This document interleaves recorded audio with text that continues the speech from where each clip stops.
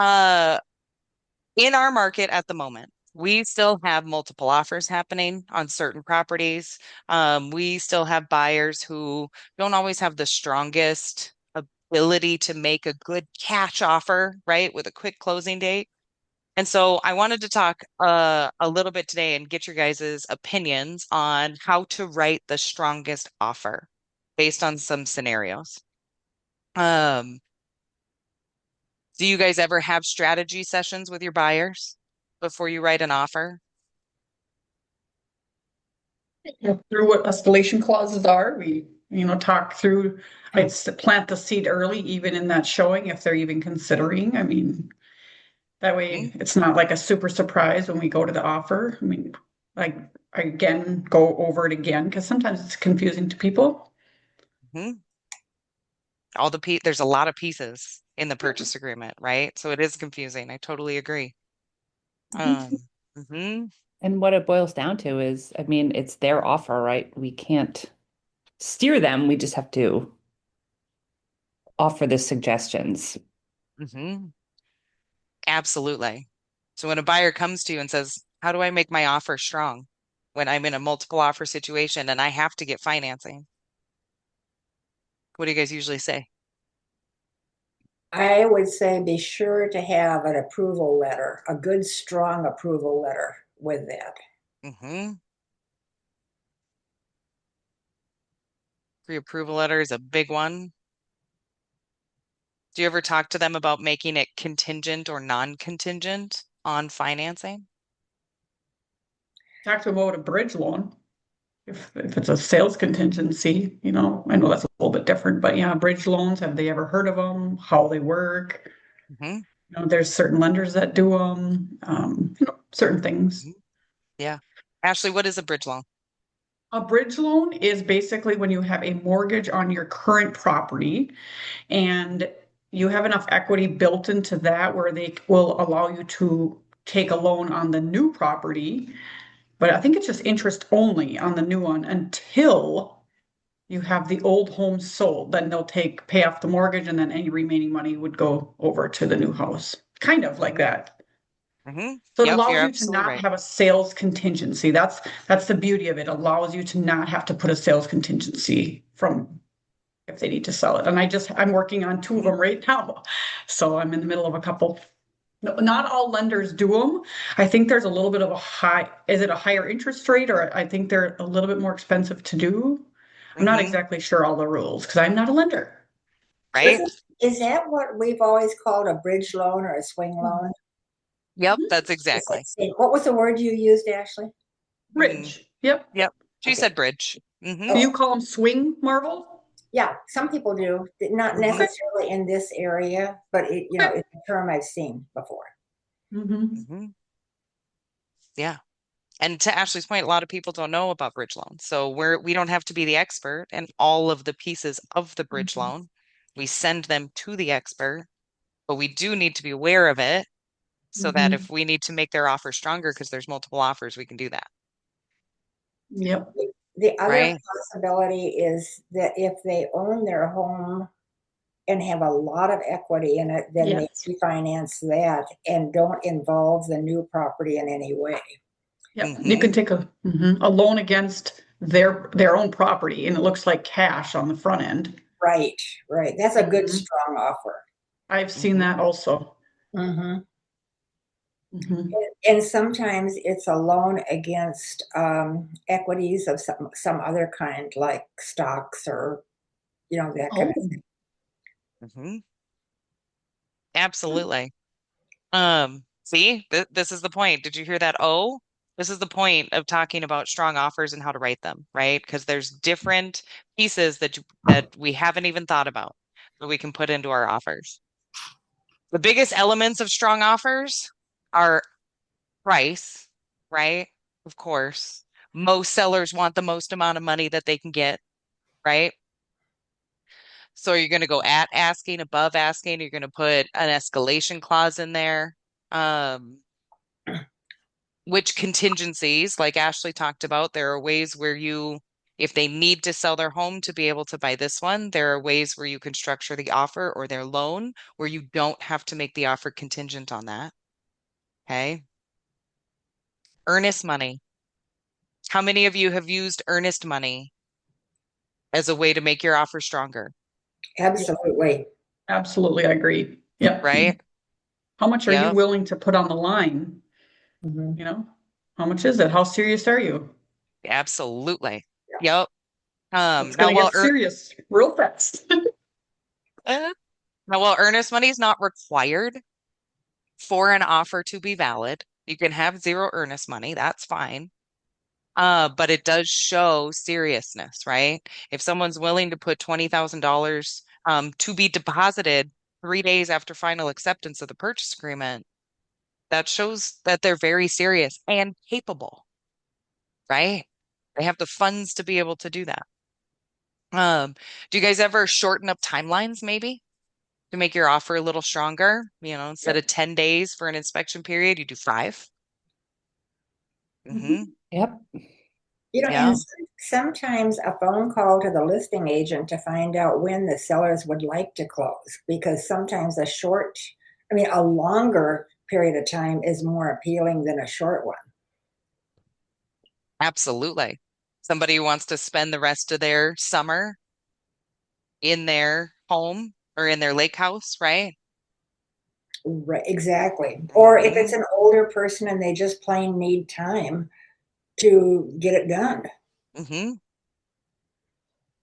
I always do Yeah. the rule, cleaner offer is better. Like, don't have, if you can avoid it, don't ask them for 10,000 things like a home warranty, and you need to clean the property professionally, and, just like little things, just as clean as possible. Hmm. Absolutely. Asking for less personal property or asking for more personal property so the seller doesn't have to move anything, right? Marv's very right. I'm sorry, Calling. I had a call, a text I had to respond to. I'm sorry, I was Fine. lost there. I was going to say Marv was very right when she said that you call the listing agent, Oh, yeah, right? yeah. Ask them what on the other side, what are the sellers looking for specifically? Mhm. And Hmm. a lot of times you can then sway your offer to what they want, and that's more appealing than what the other Mhm. person. Like I just got one yesterday afternoon, and the people didn't want a closing until mid-August, and they wrote the closing date for August 21st. That Hmm. really appealed to the sellers. But we had the agent and I had conversations about the buyers and sellers. Hmm. All of those things you as the agent need to keep in mind. Negotiating was my favorite part, to be quite honest, and structuring an offer the best way possible so it fits best for my client and they can get the house. That was my favorite. I love jumping through those hoops. It's like a puzzle box, right? We're putting all the things together. Mhm. Um, okay, so I've got some scenarios for you guys. I want you to answer for the best that you can be. Pause real quick though. Can you guys see everybody on the I meeting? No, I'm whoops. One, two, three, 4, 5, 6 of us, right? Okay.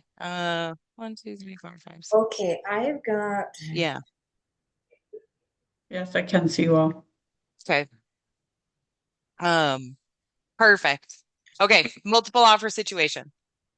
This is the property information. You have a well-listed home in a desirable neighborhood that's been on the market for 8 days. You know there are at least 2 other offers coming in this weekend.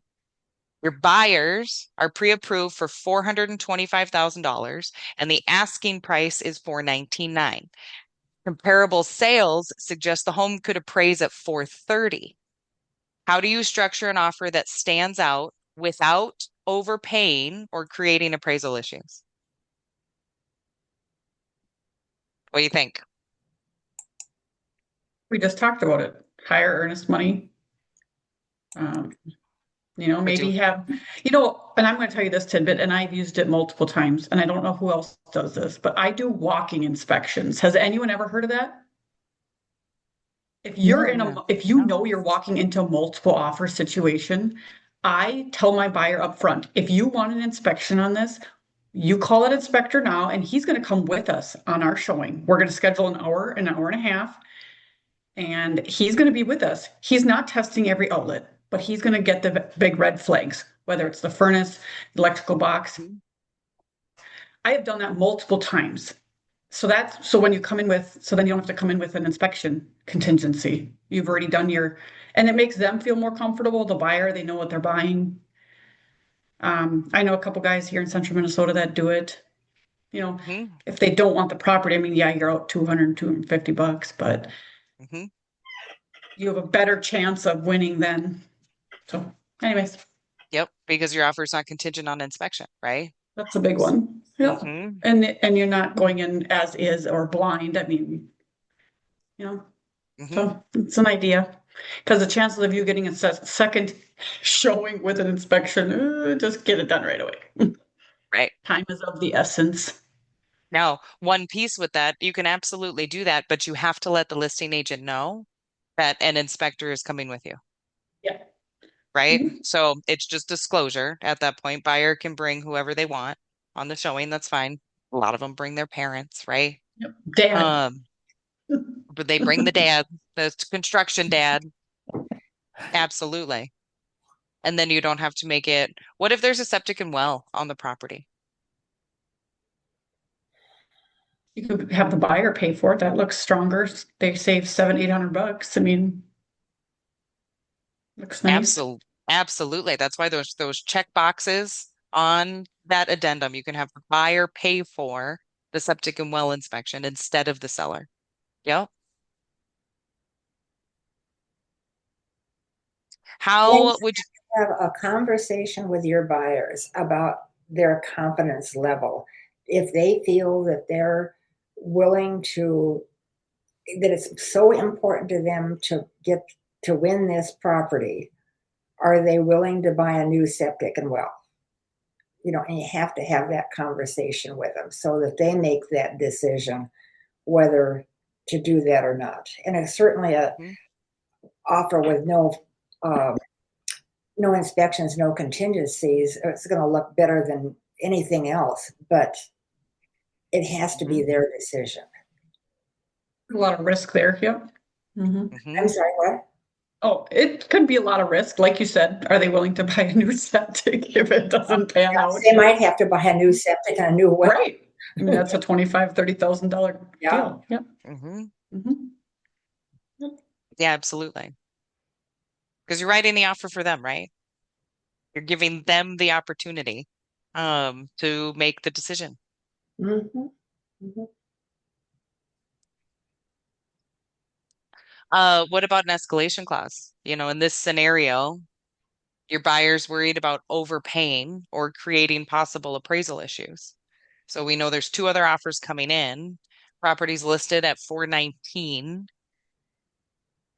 How would you write your escalation clause? Or would you write your escalation clause? Or would you just tell your buyer to bring your best foot forward? You know my feelings on it, Katie. I feel like Well, it's a lawsuit waiting to happen. huh. We use them all the time, right? Hmm.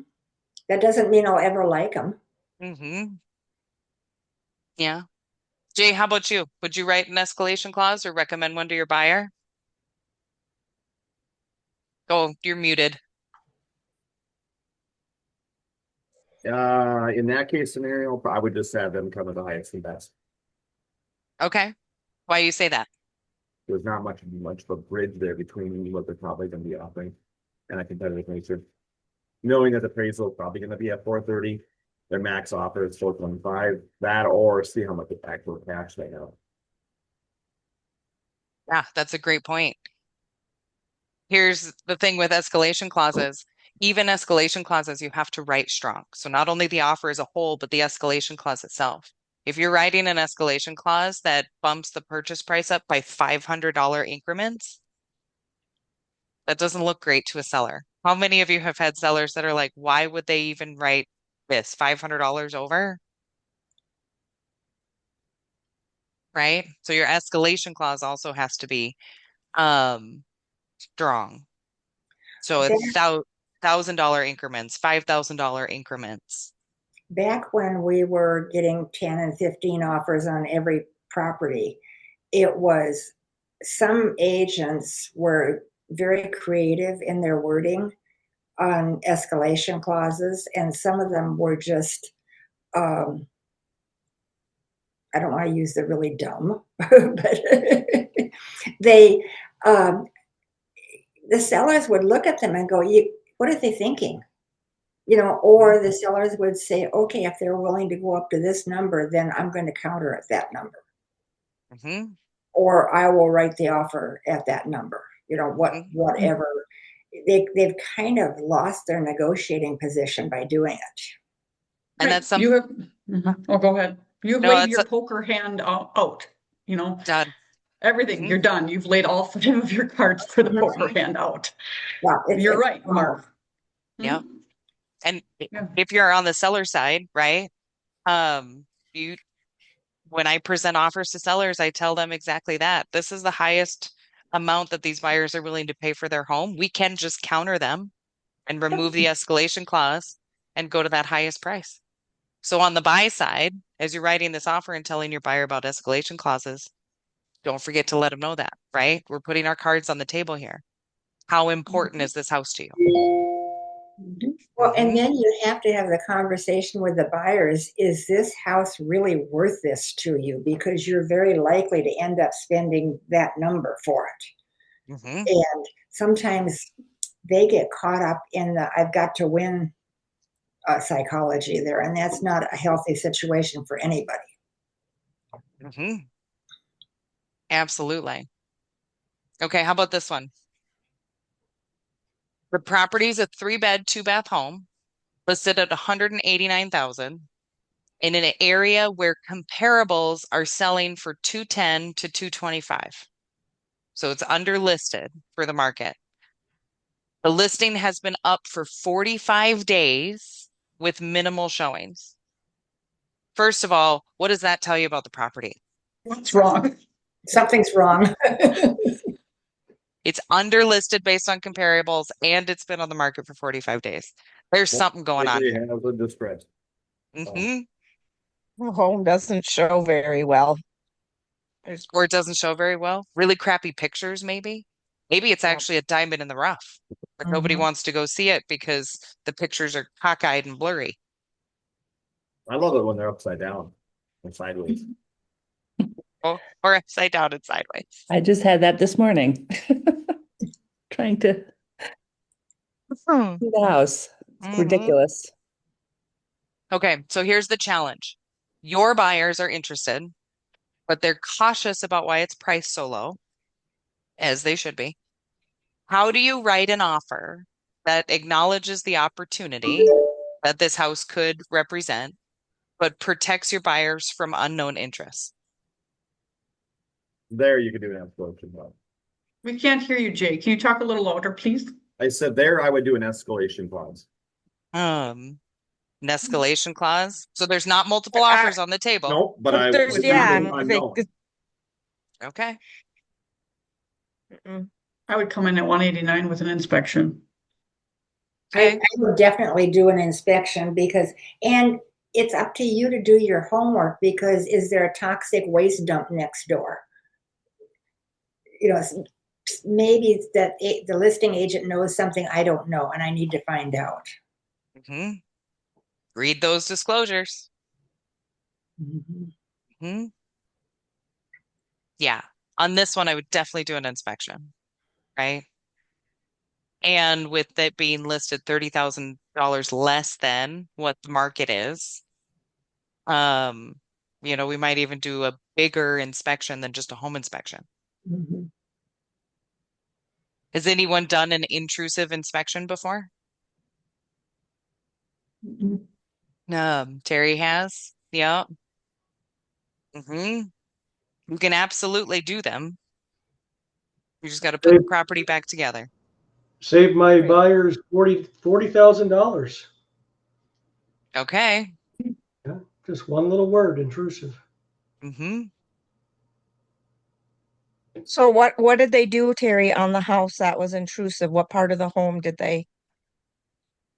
Well, it was a stucco finished house, and it was over real close to Latoka, and had access on Latoka, and all the necessary flashing to prevent water getting in behind the stucco was missed. They didn't do it, and so it had to be added after the fact. And so the problem that you run into is that doing a stucco finished home in Alexandria, your nearest contractors are the Twin Cities or the Fargo Moorhead area, and they're not willing to come out to do a $40,000 repair. They want to do $1 million home. So you run into issues with the repairs and who's going to do them. So it all gets interesting. Mm-hmm. Yeah, and I will tell you, stucco's not great in our area. Mm-mm. That water intrusion can come on the backside pretty quickly, and it is very expensive to fix. Mm-hmm. Replacing windows is not easy either. That's not the- Right.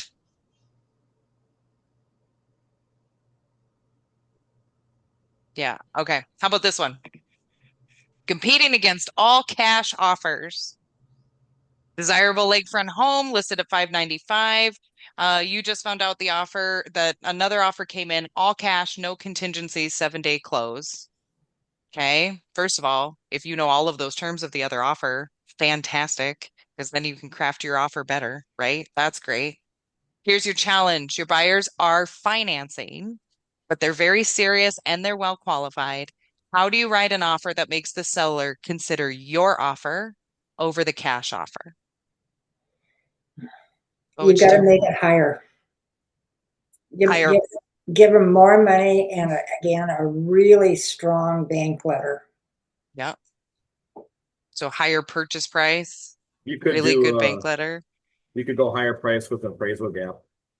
With what? With an appraisal gap clause? Oh, yeah. Mm-hmm. So, and Jay, you're talking about the appraisal gap saying the buyer will pay for whatever gap there is if the appraisal comes back short, right? Yep, that's what I'm Mm-hmm. saying. You Mm-hmm. check option 2 in financing where they're going to provide that loan commitment letter by a certain date. And if they don't, their earnest money then will actually be kept by the seller. Yeah, That will make your offer much stronger. good idea. Absolutely. If your buyers are very confident in their financing, you can just make it not You contingent. cannot, yeah, correct. Yeah. Yeah. Now, I have had other agents question that if you make the offer non-contingent and then they come back and say, hey, you're getting financing. We didn't know that. I feel like if it's not contingent on financing, it's not contingent on financing. It doesn't matter. So you still on the first page of the purchase agreement, you still have to put the 2080, how much they're bringing to cash, how much they're bringing in financing, right? So if the listing agent isn't looking at that part and is just looking at the is or is not contingent on financing, that's their And problem. I've had that conversation because then the other agent says, but you're bringing 100% to closing. It isn't any of their business where it comes from. No, it is. That's why our That's offers are written that way. I get the thought process, and I will that agree. discussion. There are agents who write the offers because they want to write the strongest offers, but they're not actually putting what's happening with the buyer on the purchase agreement, right? So their buyer decides they're going to make it non-contingent on financing. So instead of filling out the first part of the purchase agreement and, 20% cash, 80% financing, they put just 100% cash because they've made it non-contingent. Well, that's not actually what's happening. and they filled out the purchase agreement incorrectly. Please don't do that. Yeah. The appraisal gap is a great issue or a great idea, non-contingent on financing. The written statement. Keep in mind, please read that written statement area in the purchase agreement. That written statement includes the appraisal and the underwriting. So when you're putting that date in there, it's going to be longer than just what you could get for a pre-approval letter. Now, also, I've heard that the love letters are going away across the board. Is that taken effect yet? So we don't recommend writing love letters, getting love letters, because it opens us up for fair housing issues. Where if the buyer has put into the letter, we're a white Anglo-Saxon Protestant family with 3 kids, right? Those are all, and that's why the seller chose the offer. Well, we can't discriminate. We can't do that. Now you can still write your buyers can still write love letters, but if they do, one, they don't always work the way that the buyers think they do, right? Because some sellers don't care about who's buying the property next. They want the money on the table and the quickest close. Okay. 2, their letter needs to not talk about them. It needs to talk about the home, the property, right? What they love about it, how they're possibly not even how they're going to use it. Because if they say, I want my grandkids to run down to the lake and swim in the beach, well, that becomes a fair housing issue because now we're in the familial status, right? But a love letter is a possibility. How many of you have had your buyers write love letters? Yeah. I don't. I say the same thing you just said, fair housing. I love my license. I don't want to lose my license over fair housing. Please do not write one. That's fair. Absolutely. Yep. Oops. Yeah. We have had them. We have seen them. This is my I have yet to see them work in the way that the buyer intends them to work. Okay. How about this one? Katie, I got a question for you. Go ahead. So I had a client receive a love letter in the mail during the negotiation from the actual buyers that were going through another agent. Okay. That was awkward. Yeah, absolutely that's awkward. Absolutely. My recommendation to the seller at that point would be don't read it. Yeah. If they already They have started read to it. read it and they stopped and then they called and I'm like, yeah, don't do that. Right. But then I reached out to the agent and the agent didn't know that they had done it either. That was an interesting discussion. How do you know? Nope, their name is on it. Yeah. How many of you have had buyers go knock on the seller's door, either before or after negotiations? I've had the seller actually write a hate letter and send it to the buyer saying that the agent representing them was crooked because they were insisting upon a higher commission amount than what was agreed upon when we listed the property. Oh boy. So, and it cost them another 1.5 years worth of time. In the meantime, the seller's wife, Mrs. Seller, passed away and never got the opportunity to be free of the home to which they lived in. So it kind of goes above and beyond when buyers agents try to renegotiate, and that's kind of gone away now. But this was a few years ago, and they were trying to bump it up 0.5%. Mhm. And the seller took it personal and wrote him a letter. Always fun, right? Yep. You Yep. And, you and, and cannot. you can't get them to understand that you're focusing on the short term and not the ultimate goal, which was, of course, to get the property sold and move on with their life. And so Right. it cost them greatly. Absolutely. Um, yeah, you just never know. You never know. I don't recommend love letters. We'll go there. If you're writing a strong offer, I don't recommend them. I mean, hate letters are, I don't know, hate letters are up to the people, I guess. They want to send that. I don't think that's a fair housing issue if it's a hate letter. I think we're safe there. How about this one? Seller wants extended possession.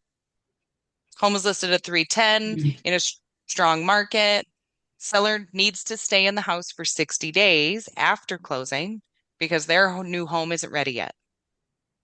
Most buyers have an issue with the seller staying at the property, either because they need to get in or they're worried about the seller's not taking care of the property in that 60 days, right?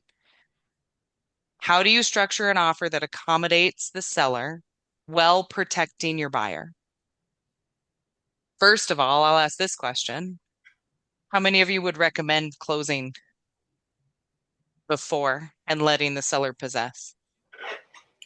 I have done it, uh, and it has worked well, but you close and then you do a rental agreement. Rent back. Yeah. Yeah, and the sellers now are renters, not owners. Mhm. And then possession, you do two walkthroughs, one before closing and one before possession. And the rental agreement covers that pretty well. It does. You know, we have our association has rental agreements that are in our forms. The seller rent back, like Ashley said. And so it covers most things. Yeah. My first recommendation would be to extend the closing date. Mhm. That would be my first recommendation. Let's just extend the closing date. The Now, buyer's financing may not even allow them to, because it's supposed to be their primary residence and they're supposed to be moving in right away. So therefore, they could get in trouble with financing if they're doing a rent back.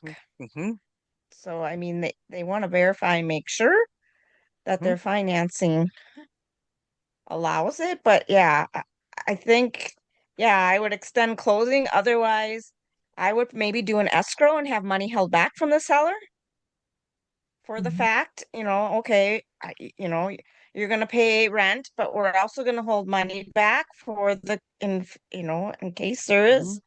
any damages done, That's a great prior to you idea. moving out. I didn't even think about that. That's a great idea. The You know, the rental agreement does have some discussion about damage deposit. hmm hmm Would you do anything else with this one to protect your buyer? I was going to add the only times that I have done it, it's been a cash transaction, so there has not been a lender involved. That would be a different situation, I think. Hmm Absolutely.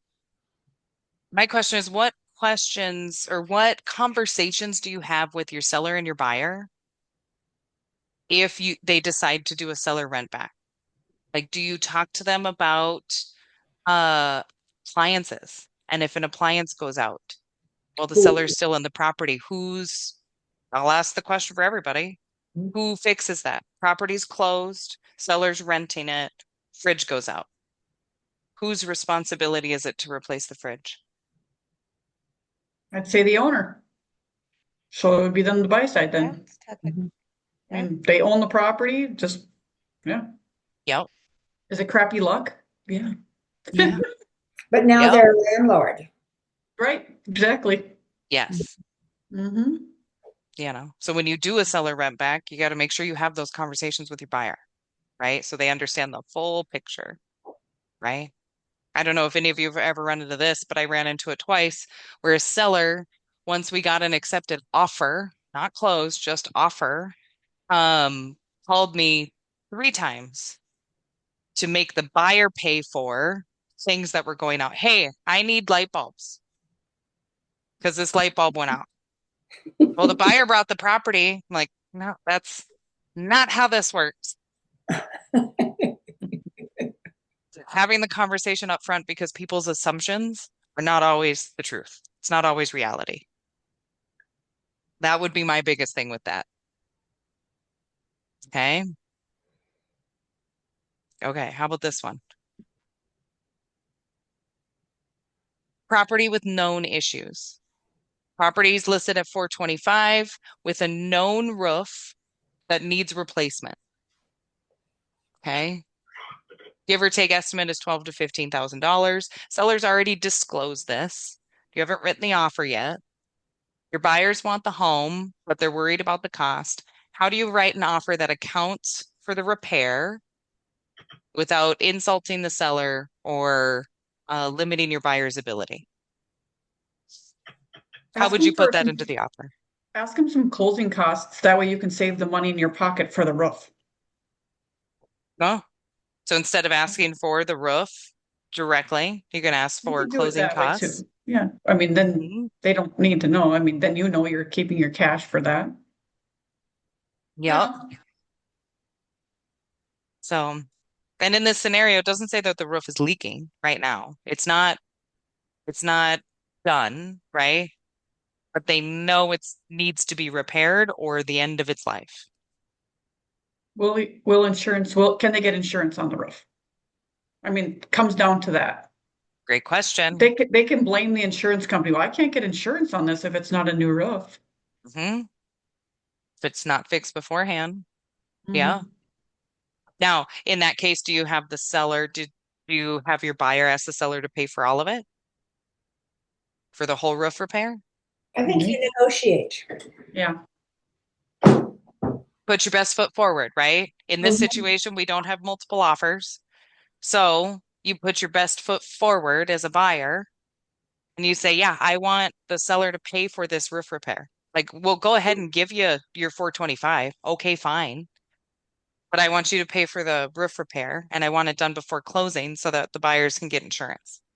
And hopefully you can take the money out of closing so the seller doesn't have to come up with all that out of pocket. I was gonna say, yep. Can you pay for it right at closing? Absolutely. What if there's multiple offers on the table? Then what would you do with this situation? How bad do you want the house? Conversation with the buyer. Mm-hmm. Yeah, they're gonna have to dig deeper in their pocketbook. That's fair. It becomes harder when it's a multiple offer, right? This is an issue. Buyer needs it done before closing. We're assuming buyer's getting financing, so they need insurance, right? That's a cash offer. They don't technically need home insurance. Do I recommend that? No, but we don't, so that might not be an issue. But maybe it is a cash offer. Cash offer, you're up against multiple offers, right? And you don't ask for the roof repair from a buyer's standpoint. Buyer knows that they've got to do it after closing and they'll have to get insurance after they do the roof repair. Sounds like a winner. The buyer has to have a long conversation with their insurance agent. Yeah. Every bit of it. And be willing to take the risk, right? If in that time they don't have insurance, property gets taken by a fire.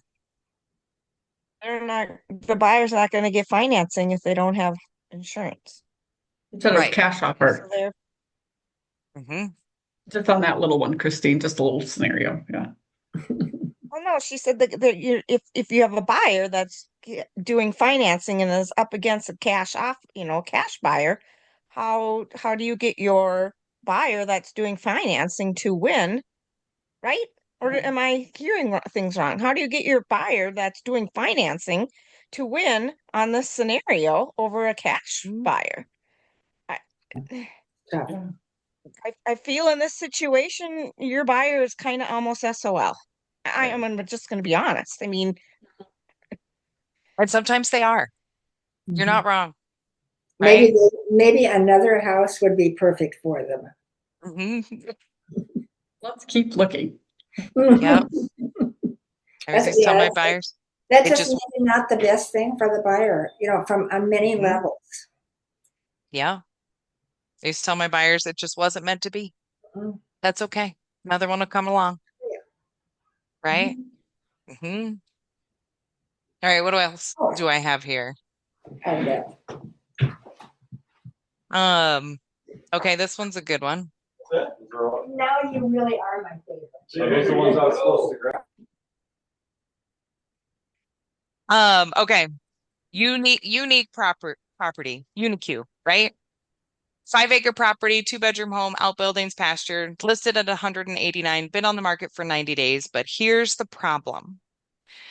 There are no comparable sales for this property. I'm sure we've run into this, or some of you have run into this already. And so because there's no comparable sales, financing, or the lender believes that financing and the appraisal is going to be an issue. How do you write an offer that gives your buyer and the seller confidence in the valuation? Buyer's getting financing and appraisal is going to be done. What are you going to put in that offer? Well, it's When going to you're- have to be a conventional loan because the outbuildings, you're not going to be able to go FHA. So you're out there. Rural development won't touch it. So Good. it's conventional all the way or cash. Mm-hmm. Mm-hmm. There's a comment you can put about must appraise. Mm-hmm. It's in our little clauses. Yep, absolutely. You can put that So- on there.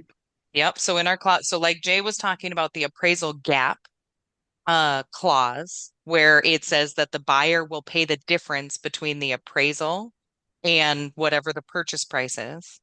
We have another clause in there that talks about if the appraisal comes back lower than the purchase price, that buyer and seller will renegotiate. Mhm. Okay. Now, it doesn't always protect the seller because we never write an appraisal contingency that says if the appraisal comes back higher than the purchase price, that the seller gets more money. We don't ever write that one.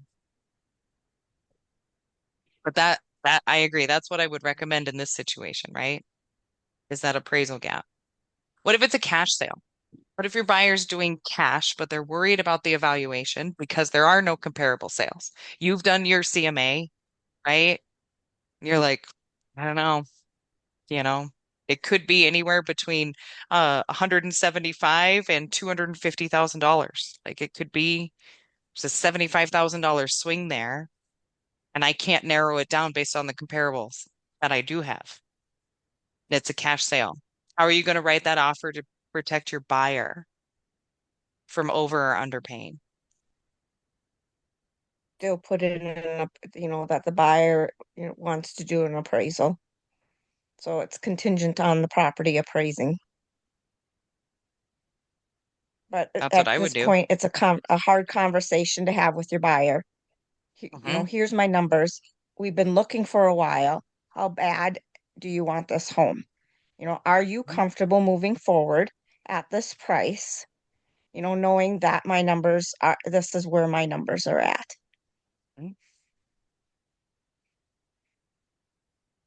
Yeah. Just because they're not getting financing doesn't mean they can't get an appraisal. Right? And specifically if if the buyer is worried about price, it's really easy to make that offer contingent on an appraisal. Now, will the seller accept that? That's a different question. Right. Hmm.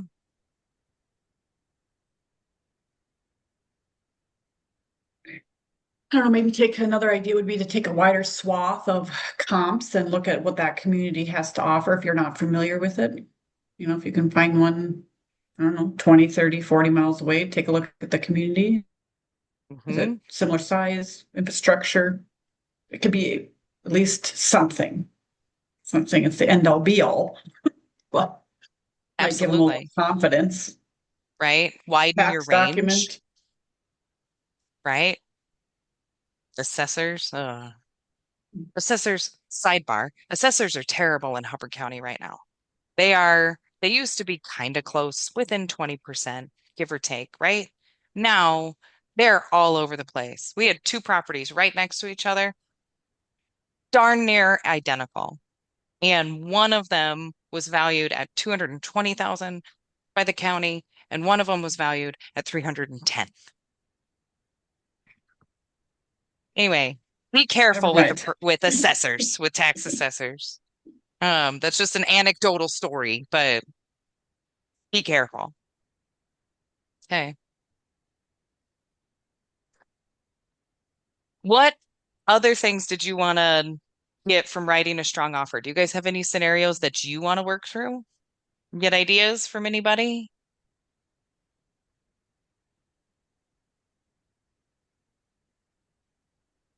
Not really.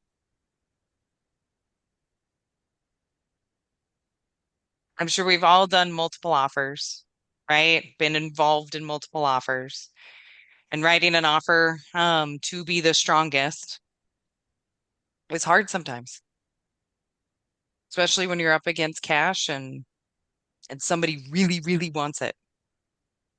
So they're willing to pay $100,000 over list price. They're not going to win them all. Even if you write the strongest offer your buyer can possibly give, you're not going to win them all. And that's okay too.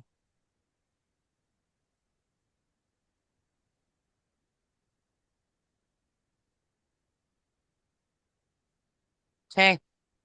If nothing is any, i- if anybody has nothing else, um, then I think that's all I got for you guys today.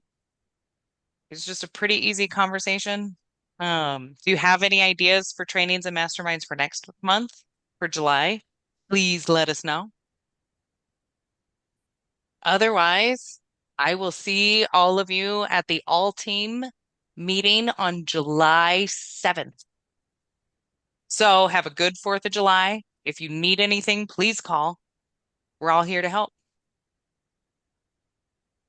Okay? Thank you. Thanks. Thanks.